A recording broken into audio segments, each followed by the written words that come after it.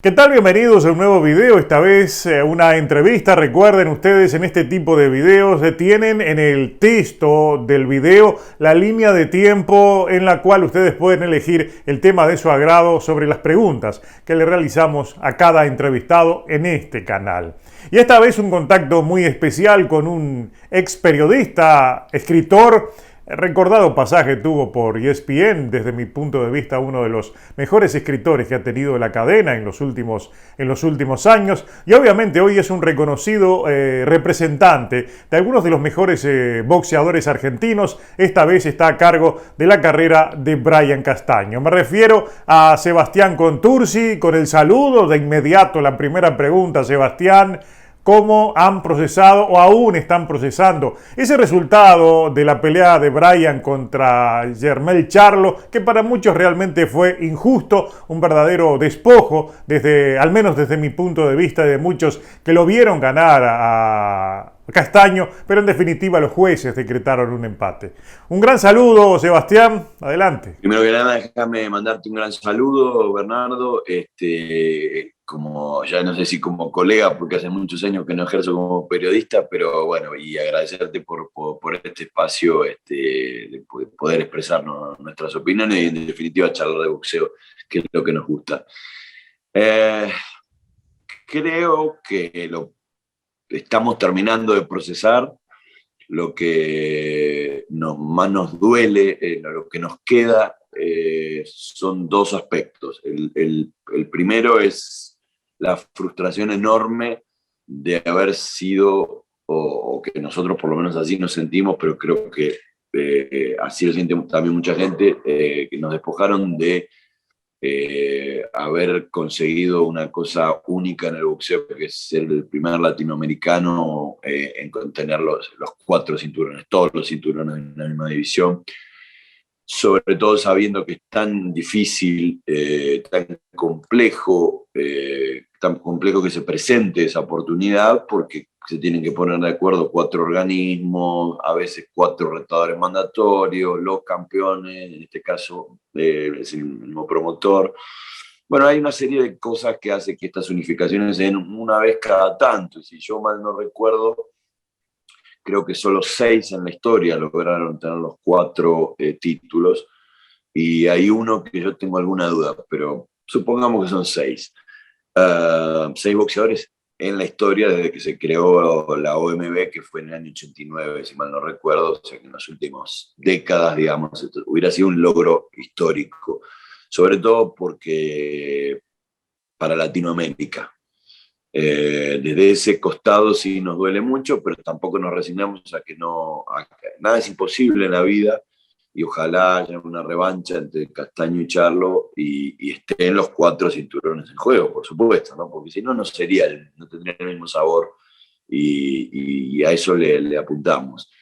Ese es el aspecto más frustrante, más decepcionante. Luego, bueno, que en el boxeo logre existir consenso de alguna naturaleza ya es de por sí inusual, y creo que en este caso hay consenso de que ganó Brian Castaño. Algunos dirán por 2 puntos, otros dirán por 4 puntos, pero no tenemos dudas. Creo que la prensa latinoamericana y la prensa estadounidense, ya ni nombro la prensa argentina porque lógicamente hay alguno podría, pero tanto la prensa estadounidense, digo, de habla inglesa o latinoamericana, o los mismos latinos en Estados Unidos, no encontré uno que haya visto ganar a Charlo. Entonces, esto nos indica que Brian Castaño está en el nivel que siempre pensábamos que iba a estar, que es el de las grandes ligas, y no solo como en calidad de participante, sino en calidad de ganador. Y contento de que se lo reconozca y que se lo conozca primero, porque por ahí la carrera de él ha sido un poco extraña, ¿no? Y no había tenido la oportunidad, a pesar que ya le había pasado algo similar en la pelea con Erislandy Lara. Que yo creo también que ganó esa pelea, no por grandes márgenes, en ningún caso, ni en el de Charlo ni en el de Lara. Pero bueno, esta vez creo que fue más contundente y desde ese lado estamos terminando de procesarlo. Sebastián, desde el plano mental, ¿cómo has visto la reacción de Bryan en función de que estuvo enfrentando a un rival que subía como favorito con todo su público y digamos, en un lugar bastante áspero en cuanto a que no solo la platea estaba a favor del estadounidense, sino también se suponía que también los jueces lo iban a proteger? ¿Crees que esto lo motivó, fue un hecho, una motivación más allá de que el empate no fue lo justo? ¿O de lo contrario, crees que todavía Bryan está procesando lo que para él pudo haber sido una gran victoria y terminó en un empate? Bryan es un tipo acostumbrado es de esos que no preguntan. Es un tipo muy inteligente por un lado, pero por el otro lado es un boxeador, digo yo, es un boxeador de raza de los que quedan pocos. No lo digo esto peyorativamente para nadie, sino que me refiero a la mentalidad de él. Es un tipo que no se achica nunca. Hemos sido, por ejemplo, la primera defensa que nos hicieron hacer cuando era campeón de la MB fue en Francia contra Michel Soro. Que por cierto, Michel Soro es un boxeador de primerísima línea que, bueno, en mi opinión, pésimamente manejado por Acaries. No ha logrado ser conocido aquí, pero bueno, con esto te quiero decir, primera defensa, tuvimos que ir a Francia y le ganó allá, era difícil, casi imposible ganar en Francia. Con muy pocas peleas profesionales, peleó nada menos que con Lara. Creo que no necesito describir la magnitud de Lara. Tuvimos que, en las circunstancias políticas, administrativas, hicieron que nos negáramos a ir otra vez, nos pusieron de retador obligatorio a Soro, y entonces le quitaron el título porque no íbamos a ir en esas condiciones, porque si la primera casi nos roban, y las 1001 que nos hicieron, te digo todo, te completo diciendo que tardaron un año para pagar la bolsa.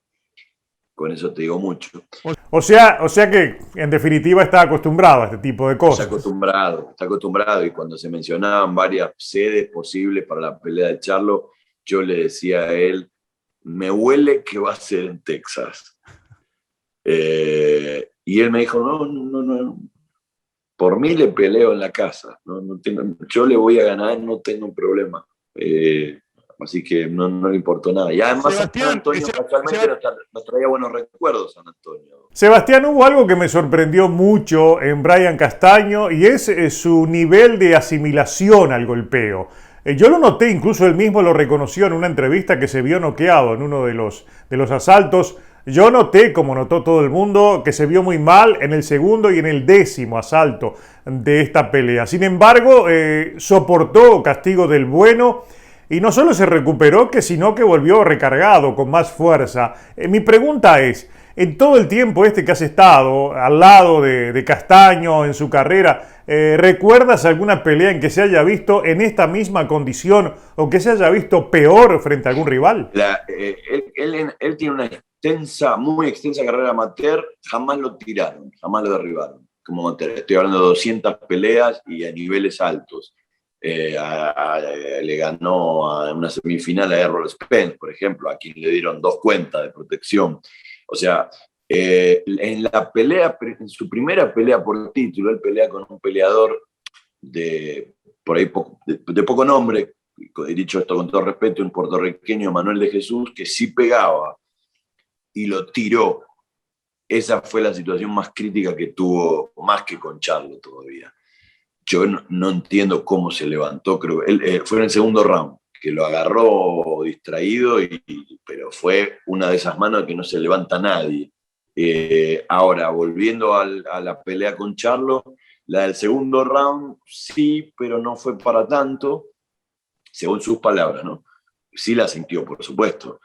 y en el 10º sí estuvo todo el round, según Brian, pero él dijo en un momento, acá me juego porque si yo no sé, es increíble, en un momento tan crítico, estando tan sentido, en un momento fue a cambiar golpe. Nosotros nos Sí, es verdad. agarramos la cabeza, pero él dijo, la única forma que lo puedo parar a este es de esta manera, porque si no lo voy a dejar venir demasiado. Así que eso habla, como decís de su poder de asimilación, de su inteligencia en un momento en el cual uno no está muy lúcido, y de las ganas, de la garra, del corazón.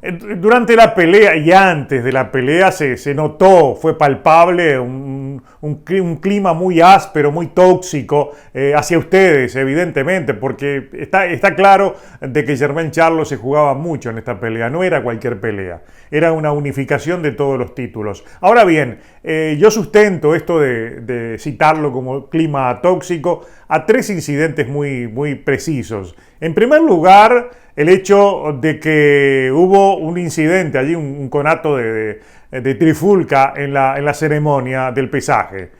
También hubo un episodio que no quedó muy claro, que pudo inclusive, como se dijo, haber obligado a cancelar la pelea, que fue el tema de los guantes de Charlo que tenían algún defecto. Y luego esa actuación de los jueces, uno da 117 a 111 a favor de Charlo y otro da un 18 en un asalto donde no hubo caída. Mi pregunta específica es, ¿cuál es tu versión del incidente de la ceremonia del pesaje? ¿Cuál es tu versión del episodio ese de los guantes, del defecto en el guante de Charlo? ¿Y cuál es tu apreciación al trabajo que realizaron los jueces, que evidentemente estuvo muy lejos de lo que uno podía imaginar, especialmente ese que vio la pelea 117 a 111? Lo que pasó en el pesaje, yo diría que fue una cosa del boxeo. Uno habla de más, se enciende una pólvora y a veces algunos reaccionan, y me incluyo, pero yo lo viví como una injusticia. Por eso yo estaba tan enojado, porque a nosotros nos controlaba la comisión, todo. Ustedes son 2, pueden subir 2, y del otro lado siempre había 40. Eso se vio claramente en medio de los forcejeos y las palabras que intercambiábamos. Venían ellos, la gente de ellos, venía a agarrarnos a nosotros, 3 contra 40. Que en esto afortunadamente no tuvo nada que ver Brian, porque vos lo viste sonriendo, Brian, en el medio. Es que el tipo estaba totalmente alerta de lo que pasaba, pero él no se iba a dejar sacar de clima, y nosotros dijimos, bueno, porque los vimos nerviosos a ellos, desde el primer momento. Luego, cuando viene la selección de guantes, el papá y entrenador de Castaño, Carlos, objeta uno de los guantes, ahora no recuerdo si era el derecho o el izquierdo, porque tenía como una especie de, ¿cómo te diría? Estaba hundido en la parte en esta parte, creo que era el derecho, tenía un pequeño, no era una cosa, pero que era irregular, era irregular. Como que le faltaba quizás almohadilla en esa parte del guante. Estaba como hundido, un poco hundido. Adentro no estaba normal, lo probamos, pero no estaba regular 100%. Tal es así que el comisionado mismo, que no es el comisionado de Texas, es un tal Erickson, que será un asistente o algo, no estaba el comisionado de Texas, pero el que estaba a cargo de todo, él mismo fue el que dijo, sí, efectivamente este guante me parece que no lo vamos a poder. En ese momento estaba el que estaba supervisando la selección de guantes, era el cubreheridas de ellos, que ahora no recuerdo el nombre, un señor muy amable, pero entonces él no tenía poder de decisión. Entonces llamó a la entrenadora, Derrick James, al entrenador de Charlo, y le dijo lo que estaba pasando, y ellos pidieron hacer una reunión 2 horas después. Ya la comisión quería que nosotros no estuviéramos. Y le digo, pero ¿cómo no vamos a estar nosotros? Porque iban a venir. Para hacer corto el cuento, llegamos a las 5 y otra vez yo lo sentí como una emboscada. porque a nosotros no nos querían dejar entrar dos personas, mientras que Charlo, el propio Charlo, ahora sí estaba con su entrenador y con un guardaespaldas. A ver, el asunto del guante no era una cosa descarada, digamos, pero sí fue descarado el maltrato que recibimos por parte de esas personas de la Comisión de Texas, esos dos. Uno se llama Erickson.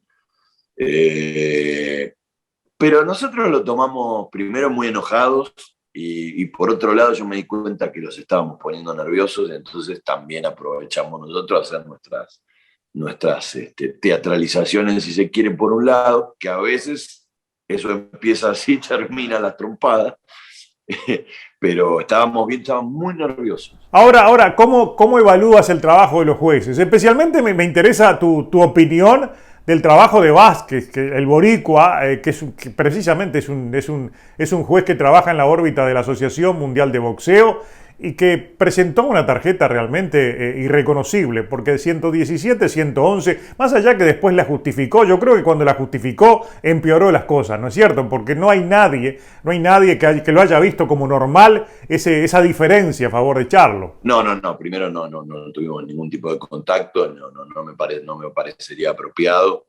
La tarjeta de Nelson Vázquez es impresentable, y me parece que Nelson es una buena persona, pues lo conozco de convenciones, de muchos años en el boxeo.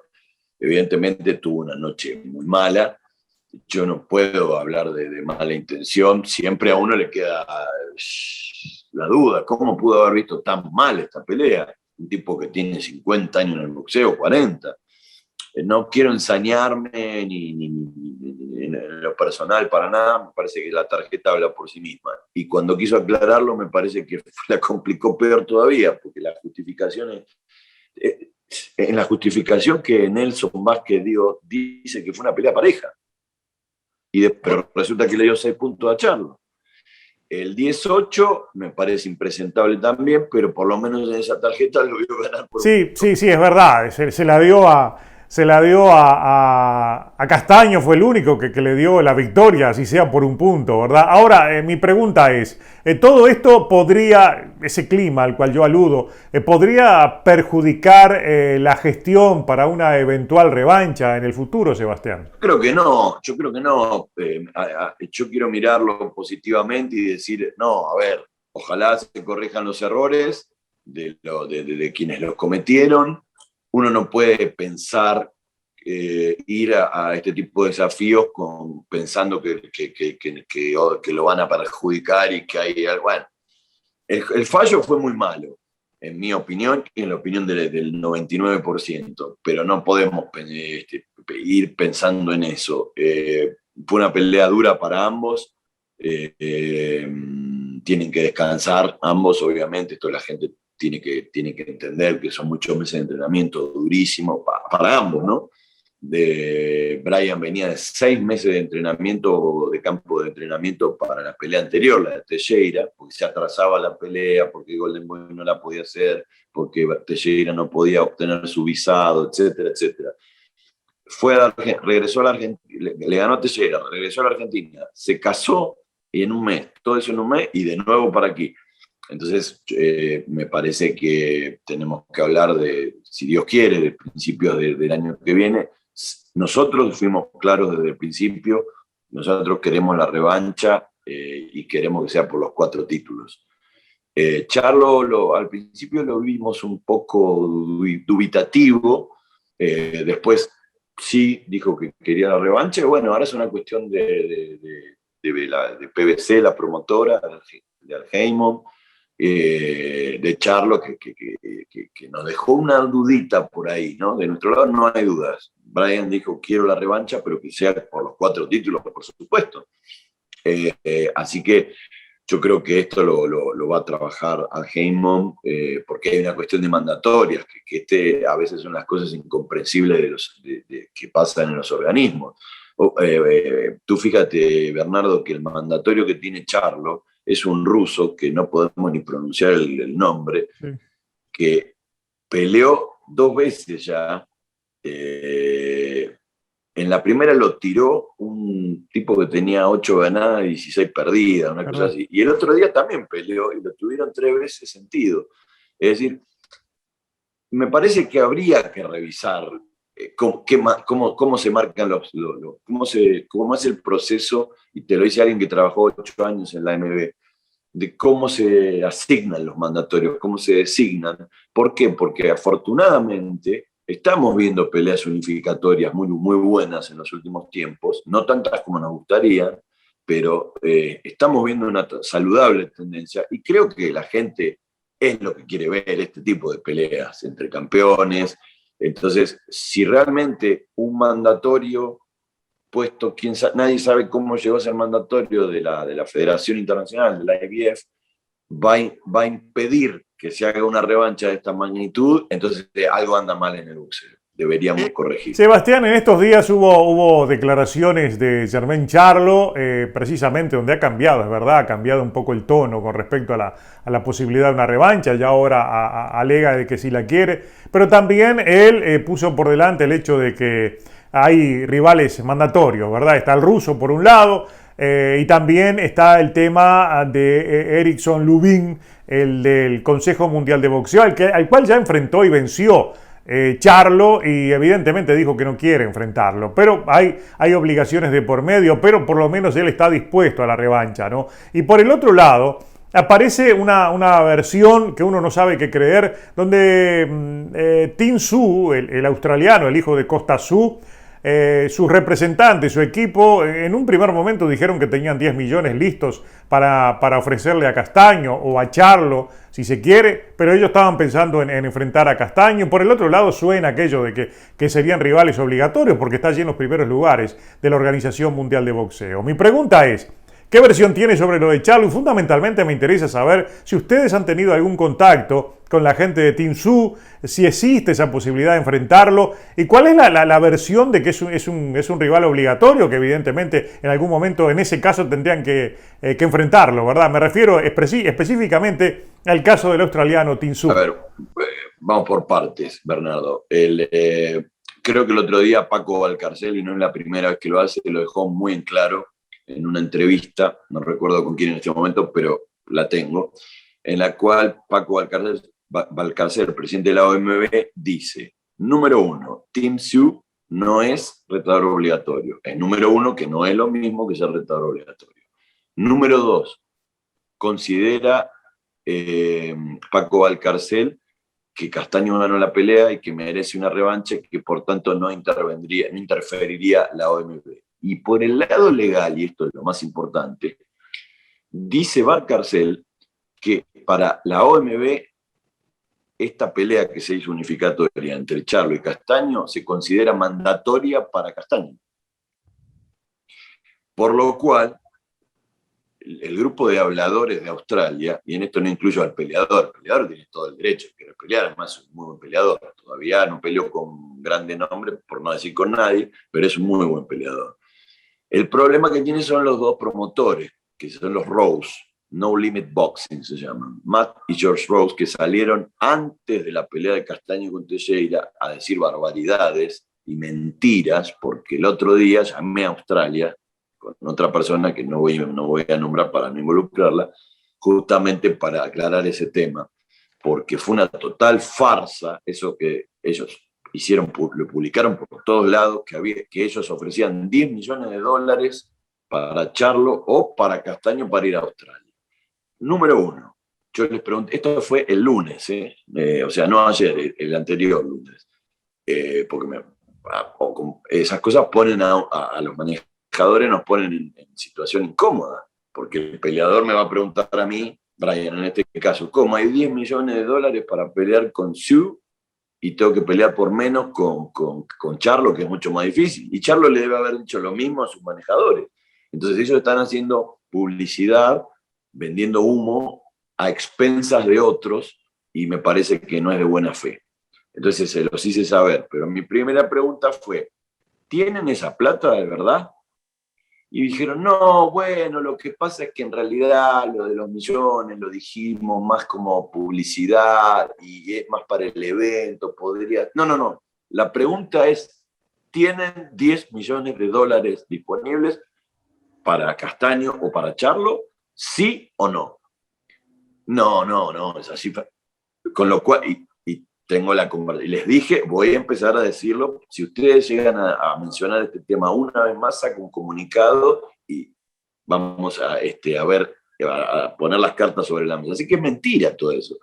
Y por si fuera poco, desde hace un año, Australia es uno de los países con mayores restricciones para el ingreso de extranjeros. No entra ni el Papa.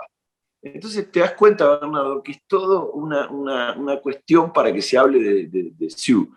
Así que ni siquiera considerar esa posibilidad, porque es mentira. La oferta que hay, que decían que existía, no existía. Pero bueno, si no es Charlo, vamos a ver qué pasa con Spence y Pacquiao. Probablemente si gane Pacquiao no pelee más, no lo sabemos. Si gana Spence, yo creo que sería muy interesante porque sería interesante porque él ya mencionó que quiere ir a la 154, sería una revancha de la que hicieron fue una semifinal en un Panamericano o un preolímpico en Venezuela, entre Castaño y Spence. Y después hay varios peleadores, es una categoría que está muy caliente, así que veremos qué nos depara el futuro. Sebastián, ¿cómo está la situación en el tonelaje, en el peso de Castaño?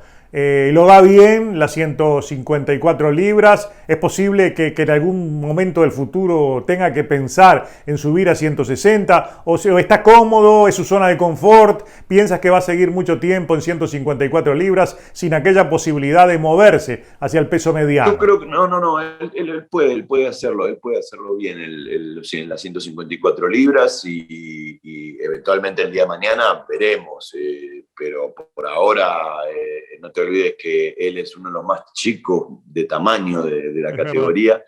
Y entonces no creo que tendría sentido en este momento pensar en un cambio. Por ahora lo puede hacer. Tú estuviste, obviamente, en el mejor momento de la carrera del Chino Maidana, trabajando con él, dirigiendo su carrera, y obviamente estás ahora en el mejor momento, dirigiendo la carrera en su mejor momento, en el caso de Brian Castaño. Son los dos, evidentemente, grandes representantes del boxeo argentino. Pero, digamos, se puede hacer una comparación, un punto de equilibrio entre uno y otro, ya sea en lo boxístico, ya sea en lo mediático. ¿Qué sensaciones generan los dos? Me refiero al mejor momento del Chino cuando enfrentó a Floyd Mayweather y este mejor momento de Brian Castaño, haciendo una línea de paralelismo entre una carrera y la otra. Son boxeadores diferentes, si bien los dos son aguerridos y agresivos, sí. Ahora son los dos boxeadores de ataque. Con Maidana trabajamos 10 años, estuve desde su primera pelea con Kotelnik, luego ya como manager, pero siempre estuve en sus peleas, pero ya como manager desde la pelea desde el 2010, la pelea de Cam. Creo que hizo una carrera bárbara, no necesito decirlo. Son boxeadores diferentes. Maidana es un pegador nato, Brian es más inteligente. Brian todavía no se conoce tanto sus herramientas boxísticas, porque a la mayoría de los rivales últimamente él los arrolla, los pasa por arriba en volumen de golpes, cosa que en esta pelea no se podía hacer por la peligrosidad que esto acarreaba, ¿no? Pero boxea muy bien, Brian. Todavía eso no lo ha mostrado, porque no se han dado las circunstancias, ¿no? Si lo dejaste, lleva por delante. Pero cuando tiene que boxear, cómo se mueve, en su inteligencia, en eso es superior a Maidana. Pero no es por comparar, ¿no? Tenemos un Maravilla Martínez, que fue extraordinario también, un Lucas Matisse también, son todos boxeadores de primera línea y que están, muchos ya lo hicieron, dejar una marca en los Estados Unidos, y Brian siguiendo a poquito ese camino y ojalá pueda no solo llegar, sino superar lo que han hecho esos tres, ¿no?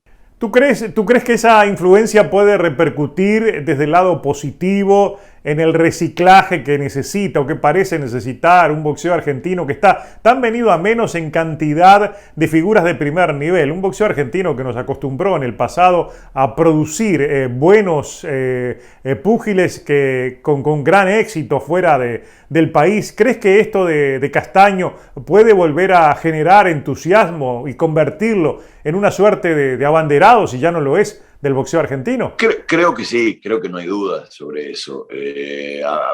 Tú sabes que a veces es como en el fútbol, los recambios generacionales hacen que aparezcan en determinado momento mayor cantidad de boxeadores de primera línea y en otros momentos menos.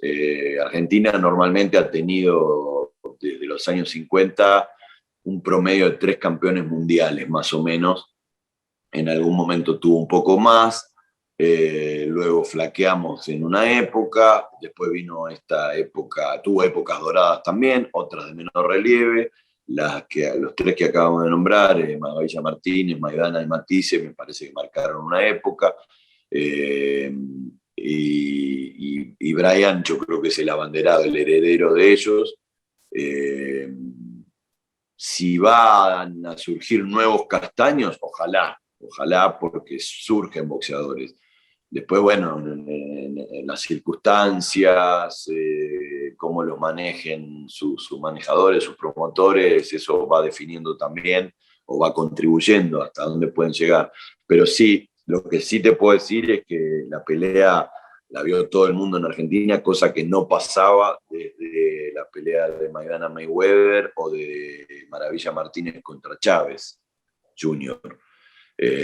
La dieron 2 canales como Teis Sports e ESPN y la verdad que todo el mundo la vio y esas cosas sí renuevan el entusiasmo. Y hay algunos chicos que vienen ahí de a poquito pintando bien, digamos. Vamos a ver quién es el nuevo Castaño y bueno, eso lo dirá el tiempo, ¿no? Sebastián, me queda una pregunta también inevitable hacia tu faceta de escritor. Me compartiste hace unos años aquel libro maravilloso sobre la vida dentro y fuera del cuadrilátero del Roña Castro. Un libro que permite, no solo que lo disfruté mucho también, pero que permite, digamos, ilustrarse sobre lo que fue la vida de él en el ring y fuera del mismo, pero, digamos, trayéndolo al presente, ese antecedente tuyo con las letras. ¿Te imaginas en algún momento escribiendo algo parecido, pero sobre la vida de Brian Castaño? Me refiero a que también Brian, el boxy, tenga su vida allí tatuada en letras en algún libro con tu firma. Ojalá sería extraordinario porque eso marcaría que Brian Castaño llegó a un nivel extraordinario en Estados Unidos, cosa que el Roña Castro no logró simplemente porque su carrera fue por otro lado, más para Europa, una pelea en México, una en Japón, pero él no hizo carrera establecida en Estados Unidos, que es la meca del boxeo. La verdad es una pregunta bárbara, porque primero lo deseo. Ojalá que haga una carrera que siga en esta trayectoria, que la mejore, que siga ganando cosas, que siga ganando títulos, y sí, me lo imagino yo más viejo, más viejito, con más tiempo, y dedicándome a escribir, que además tiene una historia muy linda, no solo su historia, sino lo que circunda, su familia, su padre Carlos, su hermano Alan, toda su familia, gente que ha nacido en el boxeo. Así que sí, la verdad que sí, me lo imagino. Perfecto, gracias Sebastián Contursi, muchas gracias por tu tiempo para esta entrevista. El deseo de todos de que siga el éxito en la carrera de Brian Castaño, que se puedan cumplir todas sus metas. Un gran abrazo. Muchas gracias a ti, Bernardo, y déjame mandarle un saludo a toda tu audiencia, que te siguen y mucho, de tantos años en el boxeo, y darnos este espacio, te lo agradezco mucho y te mando un abrazo para vos y para toda tu audiencia.